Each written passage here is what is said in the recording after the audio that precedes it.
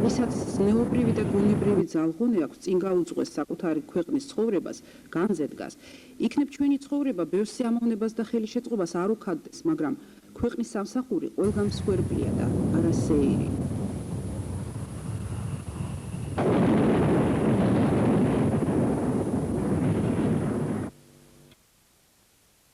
დღეს კი რაღაც მილიონზე ლაპარაკობენ თუ 9 მილიონი ხალხი, რომელიც ემიგრაციაში არისო. ნუ ძნელია თქმა. ყველამ თავისი ბედი თვითონ უნდა გადაწყვიტოს. პირადად მე თუ მკითხავთ, მე მიმაჩნია რომ მე უნდა ვმუშაობდე საქართველოში, ეს არის ჩემი ბედი, რამდენად რთულ მდგომარეობაში არ იყოს საქართველო, მე უნდა ვმუშაობდე აქ. ფაქტია, მე მქონდა უამრავი წინადადებები, დღესაც მოხსეს წინადადებები. არ მქონია არც ერთხელ წინადადება, რომ მთელ კლინიკას, მთელ კოლექტივს ემუშაო სადმე. შეიძლება მე ეს საკითხი გადამეწყვიტა, თქვა დროებით რამოდენიმე თვით, რომ მათი და ჩემიც მატერიალური მდგომარეობა გამესწორებინა, თქვა რამოდენიმე თვით წავსულიყავით ყველა ერთად. და მე დაბრუნებულიყავით როგორც მივლინებაში. ასეთ წინადადება არ მქონია და ასეთ წინადებებისთვის ვიბრძვი. მე არ მიმაჩნია დიდ დანაშაულად, რომ თქვა საქართველოსდან დღევანდელ პირობებში ადამიანი, რომელიც აქ ვერ ნახულობს თავისთვის, წავიდეს. მაგრამ ერთ რამეს აქვს მნიშვნელობა, ის უნდა წავიდეს იმისათვის, რომ მე დაბრუნდეს და არა საერთოდ წავიდეს. თუ ის გარბის, ეს არის გაქცევა. მე ასე ვთვლი. მაგრამ თუ ის წავიდა იმისათვის, რომ რაღაც აითვისოს, რაღაც მეთოდიკები შემდგომში დანერგოს და მე ჩამოვიდეს საქართველოში, ეს ნორმაა, ეს სასარგებლო მომენტია რესპუბლიკისათვის. ყველა ვერძებს, ყველას არა აქვს ის ძალა, რომ ვთქვათ, აი ამ უბედურ პერიოდში გაძლოს და იცხოვროს და ეს ყველას არ შეუძლია. ამისთვის რაღაც სხვა თვისებებია საჭირო. ნოდარ ბუხუა პროფესორი მედიცინის მეცნიერებათა დოქტორი. უმაღლესი სამედიცინო განათლება მიიღო ქალაქ ორენბურგში. სპეციალობით მუშაობდა ქალაქ ორსკში. მოსკოვში დაამთავრა ასპირანტურა. იქვე დაიცვა საკანდიდატო და შემდგომ სადოქტორო დისერტაცია. 1972 წლიდან თბილისში სათავეში უდგას რესპუბლიკურ სისხლძარღვთა ქირურგიულ ცენტრს. ნოდარ ბუხუა 150 სამეცნიერო სტატიისა და მონოგრაფიის, აგრეთვე 7 საავტორო და მრავალი რაციონალიზატორული წინადადების ავტორია. ყავს მეუღლე და 3 შვილი.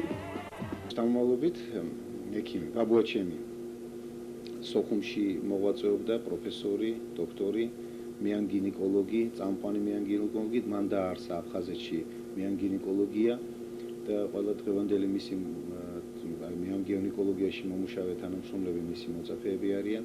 მამაჩემი, რომელიც სოხუმში მოღვაწეობდა, მე რუსეთში ერთად ვიყავით, დოქტორი, პროფესორი, ორენბურგის სამედიცინო ინსტიტუტის პრორექტორი და ამავე დროს კათედრის გამგე თერაპიის ერთ-ერთი თერაპიული კათედრის გამგე, დედაჩემი მეანგინეკოლოგი, სოხუმში მთელი ცხოვრება მუშაობდა, დღეს თბილისში ვართ და ასე შემდეგ და ბევრი კიდევ სხვა. ნუ მეც ექიმი გასაგებია ალბათ, გარკვეული ეტაპიდან დიახ ექიმი უნდა გამختارიყავი, ასე თუმცა ძალით არავის არ უთქვია ჩემთვის აუცილებლად სამედიცინო ინსტიტუტში მოხდება.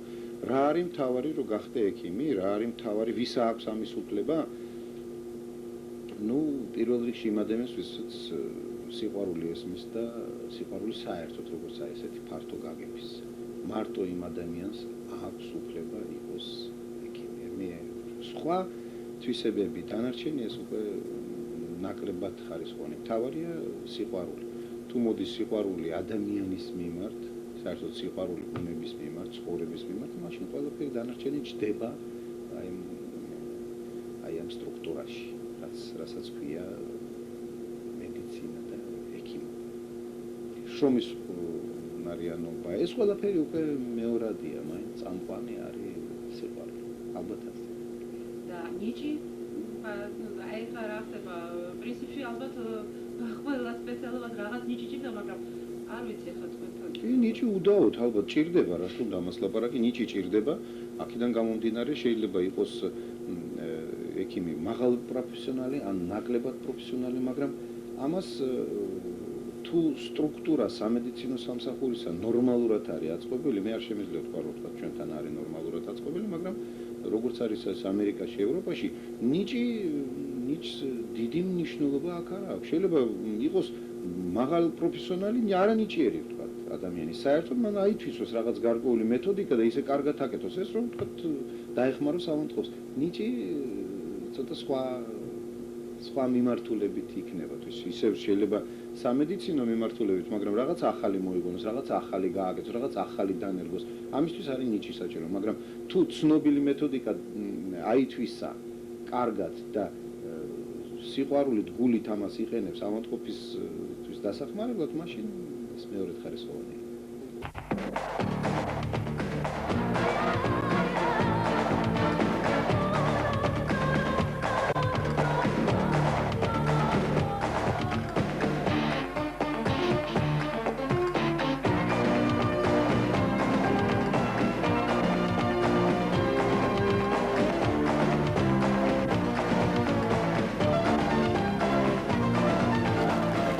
ჩვენი დღევანდელი ცხოვრება ავიღოთ, რამდენი არის განათლება მიღებული, ინსტიტუტ დამთავრებული ხალხი და ზნეობით დაბალდონე, ამას ჩვენ ვხედავთ ყოველ დღე. რა მოხდა აფხაზეთში ავიღოთ? აფხაზეთში ჩამოყალიბდა საკმაოდ დიდი ჯგუფი ხალხისა, ვინც მიიღეს განათლება, დაამთავრეს ინსტიტუტები, დაიცვეს დისერტაციები და ზნეობით ძალიან დაბალ დონეზე იყო. მე-17 საუკუნეში იყვნენ თავისი განვითარებით და შენ ძალით მიეცი მას განათლება. მე რატო ვლაპარაკობ ძალით? იმიტომ რომ აფხაზეთში ბევრმა განათლება მიიღო ლიმიტებით. ლიმიტი ეს ძალა იყო. ლიმიტით მიდიოდა ადამიანი, რომელიც განვითარებული არ იყო, მიდიოდა მოსკოვში უნივერსიტეტში, სწავლობდა, გახდა იურისტი, გახდა ექიმი, გახდა ეკონომისტი და მერე აი რაც მოხდა აფხაზეთში ჩვენ ყველამ კარგად ვიცით. ეს მოვიდა აქედან. რამდენჯერმე მოგიწიათ ჩასვლა ხო ამ ომის პერიოდში სოხუმში მუშაობა? დიახ, არაერთხელ, მაგრამ მთელი ჩვენი ბრიგადა, მთელი ჩვენი ცენტრი კლინიკა მუშაობდა სოხუმში, გაგრაში ამ მთელი ომის პერიოდში. კატასტროფების მედიცინასთან ერთად, ის პრაქტიკულად ყველა წამყვან სპეციალისტთან ერთად ჩვენც მუშაობდით, იმიტომ რომ ჩვენი სპეციალიზებული სამსახური აღმოჩნდა რომ აუცილებელი იყო ამ ომში, ეს უზნეო ასეთი ომი იყო, იმიტომ რომ დაშვებული იყო ისეთი იარაღი პრინციპში, რომელიც აკრძალულია ხმარებისთვის და დაზიანებებიც იყო იმდენად რთული, ეს ტრავმები კომბინირებული, სადაც პრაქტიკულად ყველა შემთხვევაში სიზმართა ქირურგი საჭირო იყო.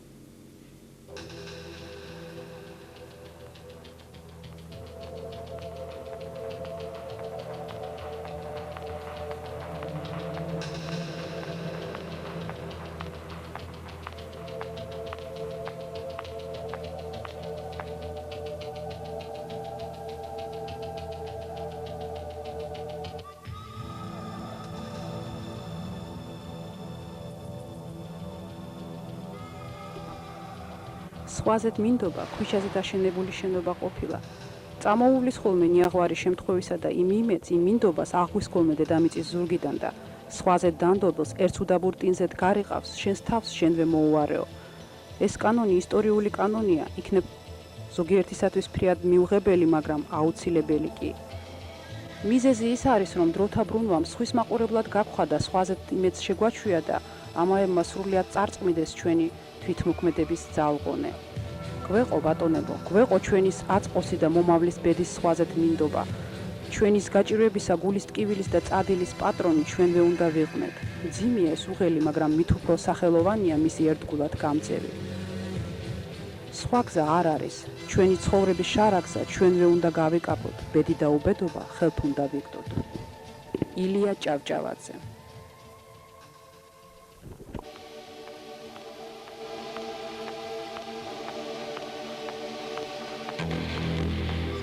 ორიენტაცია რო ქონოდა ჩვენ ვთქვათ ამერიკაზე, ინგლისზე თავის დროზე დაახლოებით 200 წლის წინ, 100 წლის წინ, ალბათ ჩვენი ორიენტაცია იქნებოდა ვთქვათ გერმანიაზე, ინგლისზე და ასე შემდეგ. მაგრამ უნდა გითხრათ ახლა რომ უყურებ ჩვენ გვაქვს მიმართულებები, რომელიც საერთაშორისო დონეზე არის აყვანილი. არის, მაგრამ ეს არის ერთეული სპეციალისტები. ვთქვათ მე მიმაჩნია რომ უროლოგიაში პროფესორ მანაგაძეს მეშვეობით ჩვენი დონე საერთაშორისო დონეს მიაღწია. ტორაკალურ ქირურგიაში, გულმკერდის ქირურგიაში პროფესორ რეზო გაგუას მეშვეობით საერთაშორისო დონეა. უნდა გითხრათ, რომ ჩვენი სიზმართა ქირურგიის კლინიკა, ჩვენი ცენტრი ბევრ მიმართული, ახლა ჩვენთან ეს ვიწრო მიმართულება არ არის. ვიწროა ვითომ, მაგრამ ამავე დროს უამრავი განხრები არის. არის ეს განხრები, რომელიც საკმაოდ მაღალ დონეზე არის და ჩვენ ვამაყობთ პრინციპში ამით. და ეს მე დავასახელე 2-3 კლინიკა, მაგრამ მარტო ასე არა. ექსპერიმენტული ქირურგია რო ავიღოთ, სამეცნიერო ექსპერიმენტული ქირურგია, ქირურგიის ინსტიტუტში, რომელიც ვითარდებოდა, იყო საერთაშორისო საკმაოდ მაღალი დონე. ყველა სტატია, რომელიც მოდიოდა ჩვენ ექსპერიმენტული ქირურგიული განყოფილებებიდან, ლაბორატორიებიდან, ყველა სტატია იბეჭდებოდა ნებისმიერ საერთაშორისო მაღალი დონის კონგრესებზე. ეს დიდი მიღწევა იყო. სამწუხაროდ დაიწვა კორპუსი, დაიშალა ეს ჯგუფები და მე არ ვიცი აღორძინდება თუ არა კიდევ ექსპერიმენტული ქირურგია ჩვენთან. ჩვენ გვაქვს პროექტები და არ შეიძლება ამ პერიოდში, როდესაც სახელმწიფო დანგრეულია, რაღაც არ გავაკეთოთ იმისათვის, რომ აღორძინოთ ის რაც დაგრჩა. ძალიან ძიმე მდგომარეობაში ვართ ბოლო 2-3 წელიწადში, მარტო ეკონომიკურ მდგომარეობაზე არ არის ლაპარაკი. ჩვენ არ გვაქვს არავითარი ინფორმაცია რა ხდება მსოფლიოში. და ეს არის დამღუპველი მეცნიერისათვის, ეს არის დამღუპველი წამყვანი მიმართულებისათვის. ჩვენი პროექტები იმისთვის არის, რომ ეს ეკონომიკური მდგომარეობა გამოასწოროთ ჩვენი, რომ მოვიზიდოთ უცხოეთიდან პაციენტი, მაგრამ ამისთვის საჭირო არის ბევრი რამ აქ უნდა გაკეთდეს, ჩვენ თვითონ უნდა გავაკეთოთ, მატერიალურ-ტექნიკური ბაზა უნდა გაუმჯობესდეს. უნდა შეიქმნას ცენტრი, რომელიც უზრუნველყოფილი იქნება ყველაფრით, რომ ჩამოვიდეს უცხოელი, ყველაფერი უნდა იყოს. გარდა საერთო სიწყნარისა, უნდა იყოს კლინიკაში დონე გარკვეული, უნდა იყოს აპარატურა, უნდა იყოს ყველაფერი. ამისთვის ბევრი შრომა არის საჭირო. მარტო გუმანიტარული დახმარებით ჩვენ ვერაფერს ვერ გავაკეთებთ, უნდა იყოს ჩვენი ფინანსები და ჩვენი ფინანსები რო გაჩნდეს, ამისათვის უნდა იყოს ინვესტიციები, ამისათვის უნდა იყოს კრედიტები და ასე შემდეგ. და დიდი დახმარება მოდის პრინციპში მთავრობისგან, ჯანდაცვის სამინისტროსგან, კერძოდ ახალი ჩვენი მინისტრისგან, ბატონ ავთანდილ ჯორბენაძესგან, მაგრამ ბევრი რამ არის გასაკეთებელი კიდევ. და მე იმედი მაქვს, რომ ჩვენ შევძლებთ ჩვენი პროექტების განხორციელებას.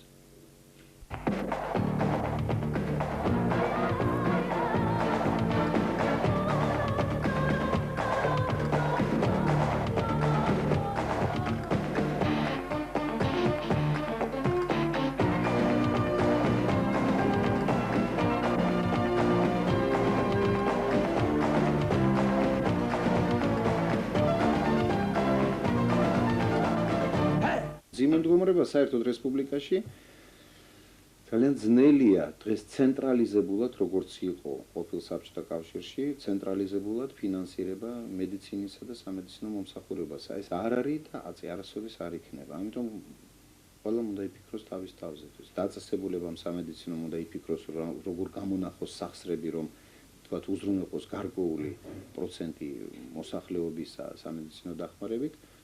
ეს არის ბიზნესი. სამედიცინო დაწესებულებებშიც უნდა იყოს დაშვებული სხვადასხვა ხასიათის. ეს არის ავანტყოფის ხარჯზე სამედიცინო მომსახურება, სხვადასხვა ორგანიზაციების ხარჯზე და გასაგებია ბიუჯეტიდანაც, იმდენად რამდენიც სახელმწიფო იქნება ძლიერი, ეს ბიუჯეტი უფრო ძლიერიც იქნება. ყველა ფორმები უნდა იყოს გამონახული იმისათვის, რომ სამედიცინო მომსახურება მაინც კარგ დონეზე იყოს. ფედორომაც გვაქვს ძალიან საინტერესო რაღაც აღმოჩენა გააკეთა, ასე ვთქვათ. ახლა ფედოროვის კლინიკა ცნობილია, რუსეთში როგორ მუშაობს ხალხი, ცნობილია რა იმით ხდება ავანტყოფს, ეს გასაგებია, ყველა დაბողმილი, ყველა ცუდ ხასიათზე, არასოდეს არავინ არ გაიღიმება.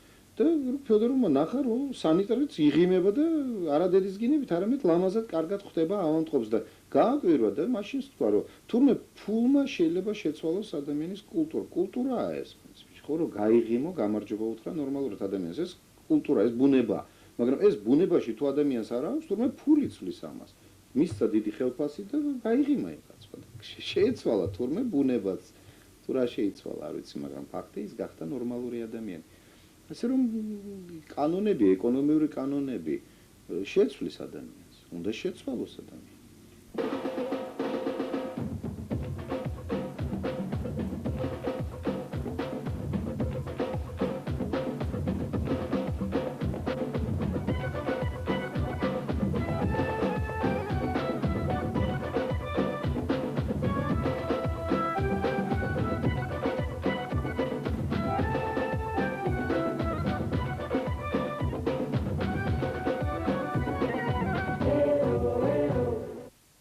მატერიალური უფრო ახლოს არის ადამიანისთვის, ვიდრე სულიერი. თუ მატერიალურმა გათელა ადამიანის რაღაც ამაღლებული არ ვიცი, ნუ დაუძახებთ ამას სულს დაუშვათ, ხო? თუ მატერიალურად თელა, მაგრამ ხო დაისაჯა ადამიანი. აი ნახეთ რა ხდება დღევანდელ ჩვენ ცხოვრებაში, ხო რამდენი ახლა მატერიალურად უზრუნველყოფილი ადამიანი, რომელმაც არაწესიერი გზით მოიპოვა ეს ძალიან ბევრი დაისაჯა და ისჯება ეს ადამიანი. რისგან, საიდან, ამას არ აქვს მნიშვნელობა, მაგრამ ხო ისჯება. და მე ჯერ მეპარება რომ ყველას დაისჯება და არც ერთს არ შერჩება ეს. ამიტომ სულს ნამდვილად მოფრთხილება. მოფრთხილება უნდა. ამბობენ სისხლი ადამიანის სულის სასუფეველი. ფიზიოლოგმა პავლოვმა კითხვაზე მორწმუნეა იგი თუ არა, ასე უპასუხა. როდესაც ადამიანის სისხლს სწავლობ, კაცი არა მარტო მორწმუნე, წმინდანი შეიძლება გახდესო. ნუ ძნელია მის თქმა სული სად არის, იცით, ძალიან საინტერესო ეტაპი იყო კაცობრიობის ცხოვრებაში, გულის გადანერგვა, როდესაც დაიწყო პირველი ოპერაცია ისეთ გააკეთა თქვენ გახსოვთ ბერნარდმა.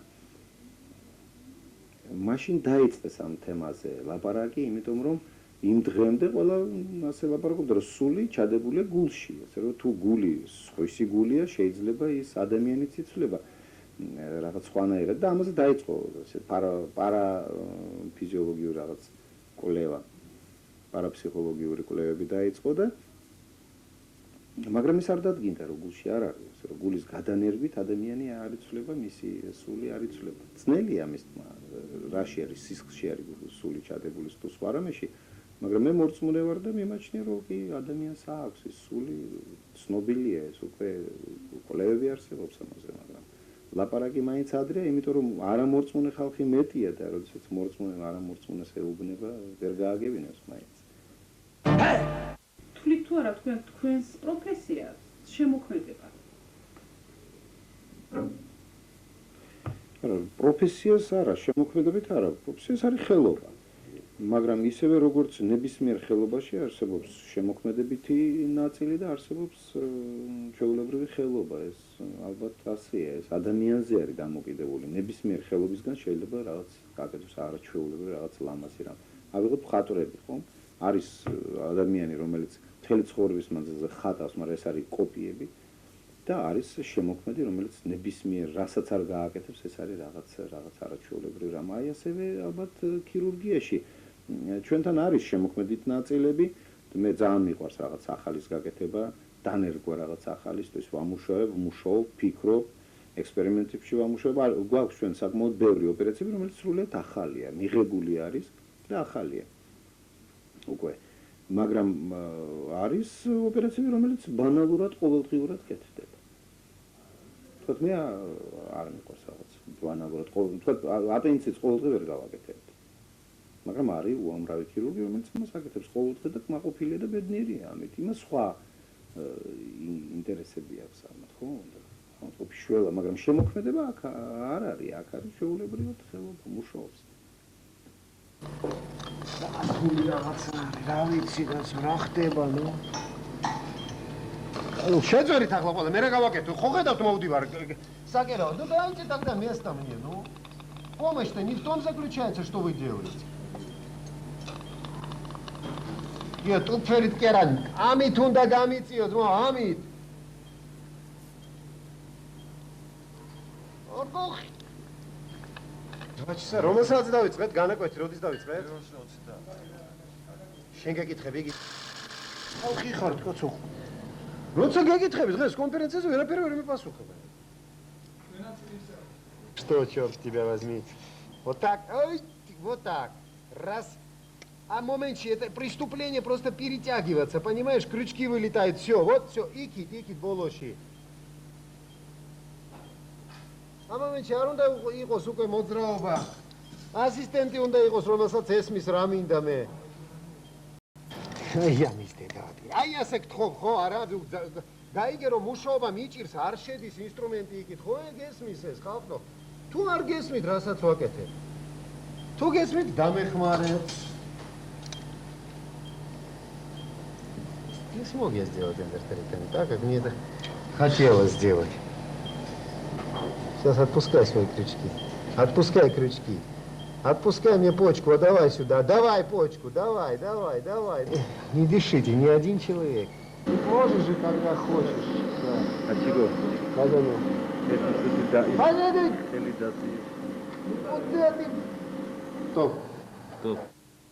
მე კმაყოფილი ვარ, როდესაც რაღაცა კარგად გავაკეთე, მაგრამ თუ იმ კარგში არის კიდევ რაღაცა შემოქმედება ჩადებული, რაღაცა ორიგინალურად გავაკეთე, ვთქვათ, რაღაც ახალი მეთოდიკა დაინერგა და ეს ფაქტია უნდა გამოვიდეს, თუ არ გამოვიდა, კმაყოფილებას ვერ ღებულობ აქ.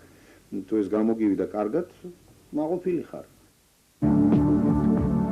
რომე მართლა და ჭეშმარიტად ბედნიერი ვიყო, საჭიროა ყველა სხვა სულიერნის ბედნიერნი იყვნენ.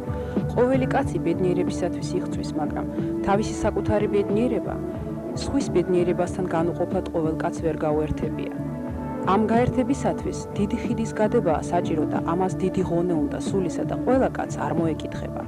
ვისაც კი ეგ ღონე აქვს, იგი მითნაწილია ყველასი, იმიტომ რომ იგი ჩემს თქვენს და სხვას ბედნიერება შეეძებს მხოლოდ და პოულობს თავის საკუთარ ბედნიერებას. და მაშინ ადამი იმისი ბედნიერება თუ უბედურება, ჩემი, თქვენი და სხვისი ბედნიერება და უბედურება უნდა იყოს. ილია ჭავჭავაძე.